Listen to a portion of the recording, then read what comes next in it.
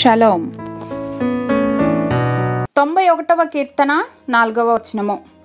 Sam 91 verse 4. ఆయన తన రెక్కలతో నిన్ను కప్పును, ఆయన రెక్కల క్రింద నీకు ఆశ్రయము కలుగును. ఆయన సత్యము కేడెము డాలునై ఉన్నది. He will cover you with his feathers and under his wings you will find refuge. His faithfulness will be your shield and rampart. 91వ కీర్తన దేవుని యొక్క ప్రొటెక్షన్ని గురించి, ఇంకా ఆయన మన దాగుచోటుగా ఉండటాన్ని బట్టి మనకు ఎలాంటి భద్రత లభిస్తుందో తెలియచేస్తుంది. This psalm is one of our favourites.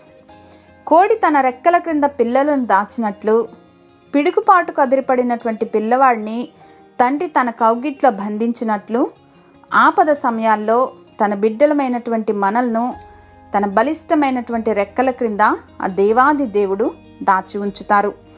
ఇవన్నీ ఆలోచిస్తూ ఉంటేనే మన హృదయంలో ఎంతో నెమ్మది కలుగుతూ ఉంది కదూ. ఇది ఆపద సమయాల్లో మాత్రమే కాదు, కానీ ఆ మహోన్నతుణ్ణి మనకు ఆశ్రయంగా చేసుకుంటే ప్రతి దినం ఆయన మనకు రక్షణ దుర్గమై నిలుస్తారు. దేవుడు మనల్ని ప్రేమించారు కనుక ఎన్నటెన్నటికి విడువక కృప చూపుచూ ఉన్నారు. Come and take refuge under his mighty wings.